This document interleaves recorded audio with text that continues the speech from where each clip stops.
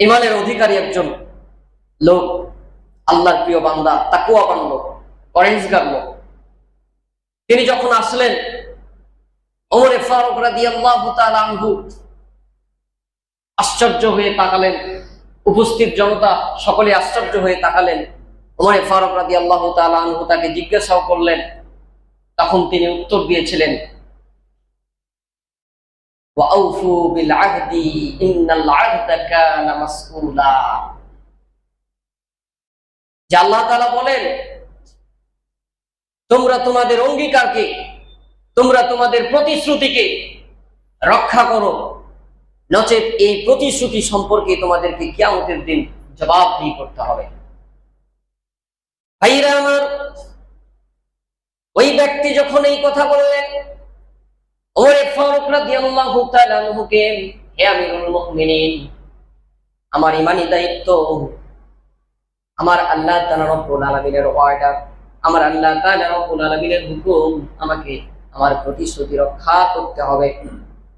ভাইরা আমার, দেখেন, তার প্রতিশ্রুতি সে জীবনের বিনিময়ে সে কি করলেন? রক্ষা করলেন।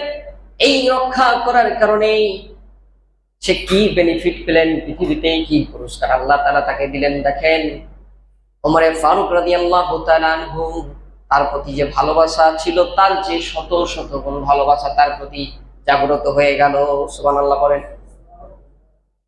এবং যেই ছেলে দুটি তার ব্যাপারে অভিযোগ এনেছিল, তারাও ভাবতে শুরু করলেন, আশ্চর্য হয়ে গেলেন।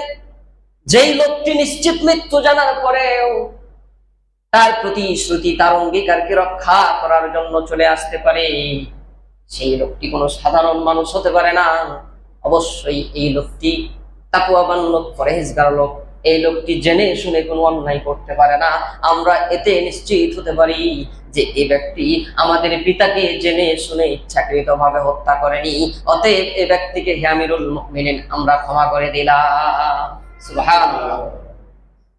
আপনি চিন্তা করতে পারেন, সেই ওয়াদাকে গুরুত্ব দেওয়ার কারণে, প্রতিশ্রুতি রক্ষা করার কারণে তাদের ভিতরে এত মহাব্বত, এত ভালোবাসা ওই ব্যক্তির উপর তৈরি হলো যে তারা তাদের পিতার হত্যাকারীকে ক্ষমা করতে বাধ্য হয়ে গেলেন।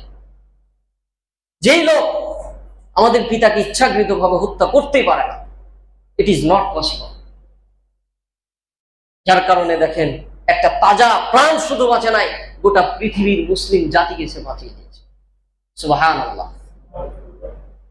মানুষের, মুসলমানদের প্রতি এই